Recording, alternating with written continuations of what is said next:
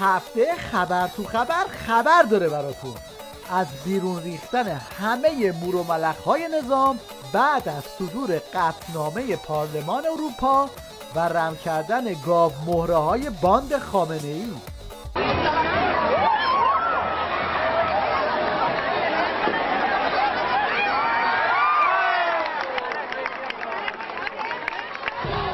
یکی از اونایی که رم کرده بود لاریجانی مجلس بود که اومد موضع‌گیری کنه، پشتک زد و روزه دموکراسی خوند.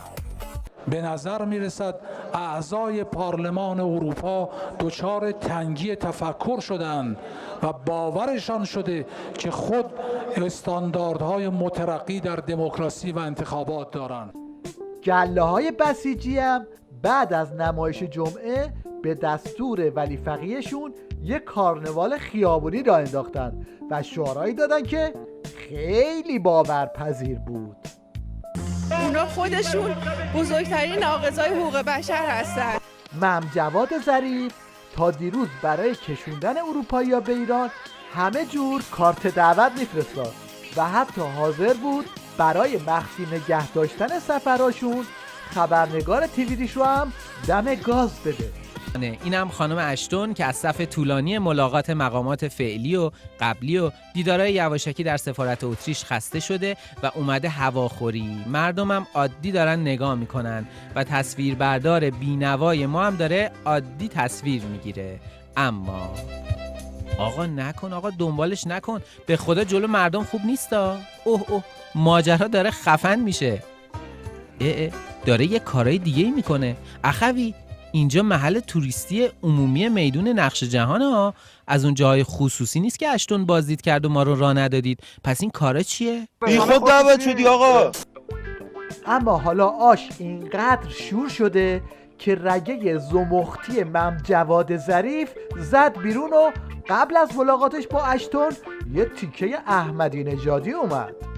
وزیر خارجه در کمیسیون امنیت ملی و سیاست خارجی مجلس ضمن انتقاد شدید از قطعنامه اخیر ضد ایرانی پارلمان اروپا به فجایع حقوق بشری در قلب اروپا اشاره کرد و گفت چرا آقای دکتر اروپایی‌ها بحث حقوق بشر رو مطرح میکنن؟ البته ما اعتقاد داریم که اروپایی‌ها در موضعی نیستن که این کارو بکنن و چنین شأن اخلاقی رو ندارن. از همه این دود و دمها که بگذریم میرسیم به یک اقدام عملی، ببخشید شبه عملی یا پاتک نسیه عظما که طرف مقابل رو انگشت به دهن کرد. کمیسیون امنیت ملی و سیاست خارجی مجلس هم در اقدامی متقابل طرحی برای انگشت‌نگاری از اتباع اروپایی آماده کرده. تا اینجای کار نشون میده که خیزی که روحانی برای پریدن تو بغل پنجه به علاوه یک برداشته بود پیچ خورده.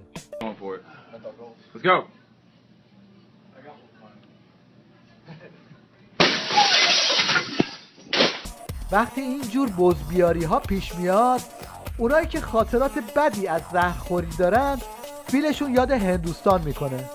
به امام راحل تحمیل کردند و نتیجه شد پذیرش قطعنامه.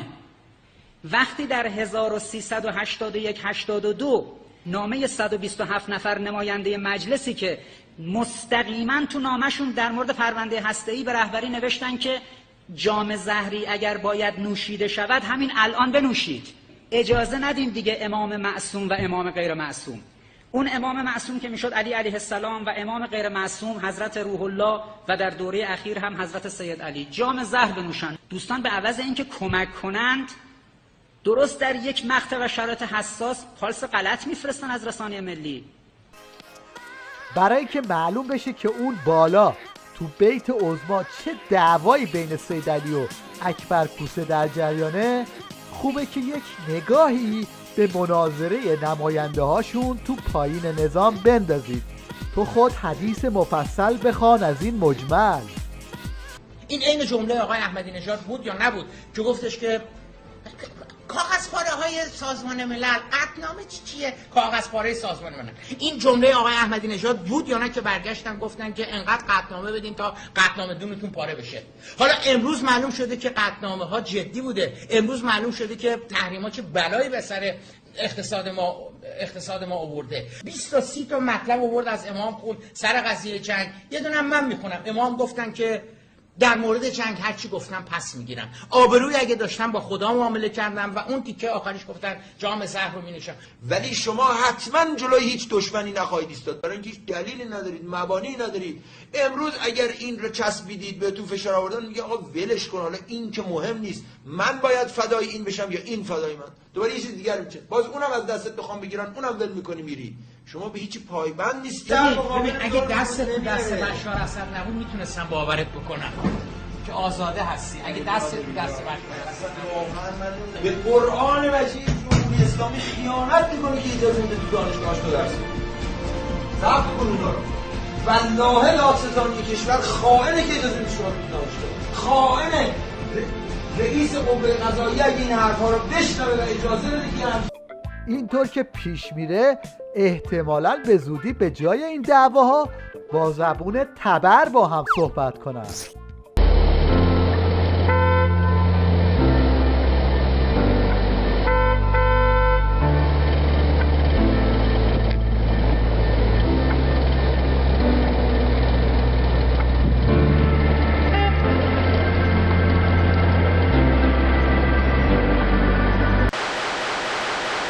این وسط شیخ بری هم که دیگه الان خنده رو صورتش ماسیده، تنها کاری که ازش برمیاد حرف مفت زدنه.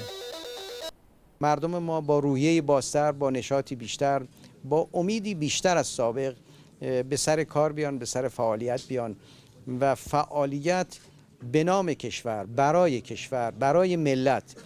و اگر این حس در مردم به وجود بیاد، انشالله ما سال بهتری خواهیم داشت با شرایط بهتر. یکی از علائم شرایط بهتری که شیخ بری داره وعدش رو میده قلمبا کردن یارانه هاست که از الان داره به ضرب فتوا و استفتا برای زمینه چینی میکنه. آیت الله صافی گلپایگانی از مراجع اعزام تقلید در پاسخ به استفتای جمعی از مقلدین درباره گرفتن یارانه افراد غیر نیازمند گفتند گرفتن یارانه برای کسانی که فقیر شرعی نیستند اشکال دارد. دیروز نیز آیت الله در پاسخهای جداگانه به استفتاءات جمعی از مقلدان خود اعلام کردند افراد غیر نیازمند از گرفتن یارانه نقدی خودداری کنند.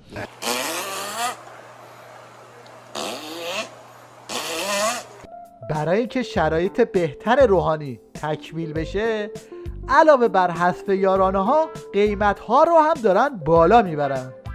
آقا رکورد زدیم دوباره، خدا رو 100,000 مرتبه شکر دوباره رکورد زدیم. اومدیم یه خبر رکوردی براتون بگیم. امروز سیب زمینی رکورد قیمت 4,000 تومان را زد. بله همون سیب زمینی که یه روزی در میزدن در خونمون. بله کیه؟ باز کنین سیب زمینی آوردیم براتون، گونی گونی هدیه است. الان شده کیلوی 4,000 تومان و به حضور شما عرض بکنم تبریک میگیم به قشر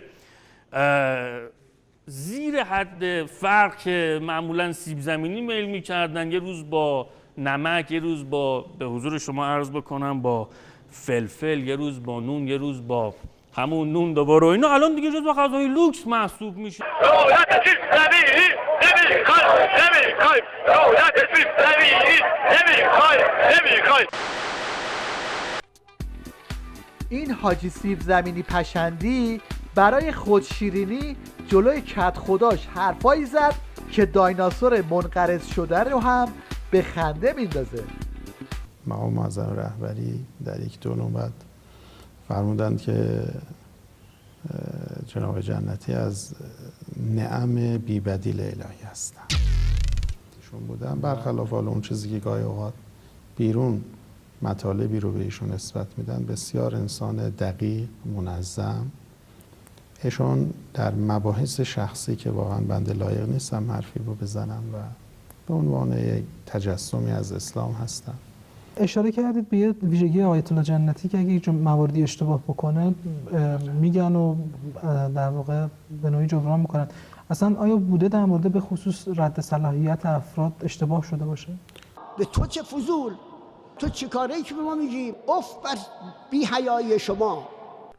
اگه میخواید بدونید این همه منبر رفتن آخوندا در نهایت چی بیرون میده، به حرفای این حاجی باقالی گوش کنید. آخه ما یه جلسه های اخلاق داریم در تهران، الحمدلله سالی 2 تا دیوونه بیرون میده. بله، محصولش سالی 2 تا دیوونه است.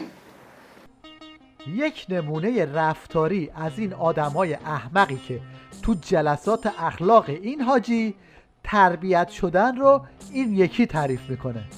مثلا با کت و شلوار میاد مسجد، بعد کت و شلوارش رو در میاره میذاره کنار، با همون پیژامه و امثال اینا وای میسه نماز بخونه.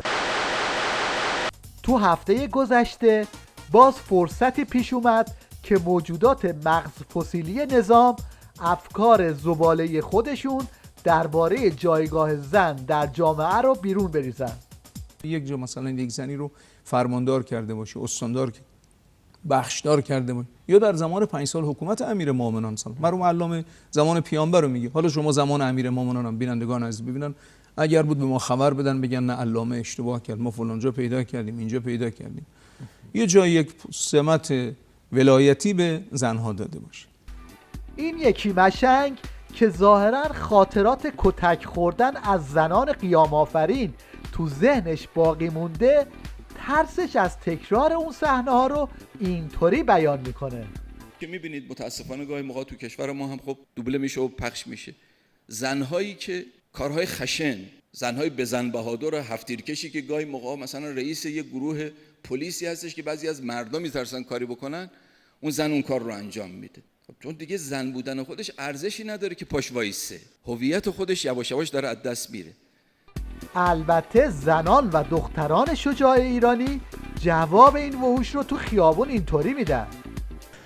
خانومی به یکی از دانشجویان دختر دیگر به واسطه حجاب بعدشون تذکر میدن، با واکنش منفی اون دختر خانم مواجه میشن و روز بعد هم اون خانم مادرشون رو میارن و سیلی که مادر اون دختر به دانشجوی تذکر دهنده میزنه و نهایتاً به جلسه‌ای کشیده میشه و دانشجویی که تذکر داده بوده محکوم میشه و تهدید به این که اگر که مجدداً این کار رو انجام بده برخورد سخت‌تری باهاش خواهد شد.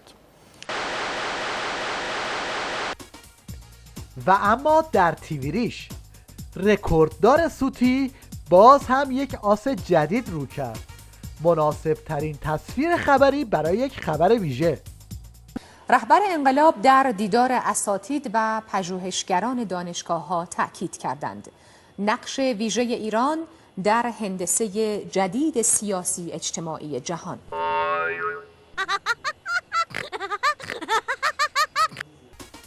این هم یک نمونه از مچل کردن خبرنگار تیویریش توسط هموطنی که از میکروفون گزارشگر به جای پیجر استفاده میکنه.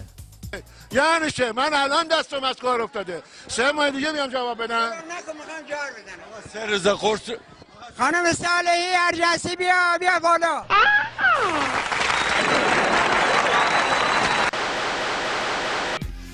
در پایان 2 نمونه از راه حل‌های بومی رو خواهیم دید که در کارهای سنگین و یک نواخت تنوع ایجاد کردند.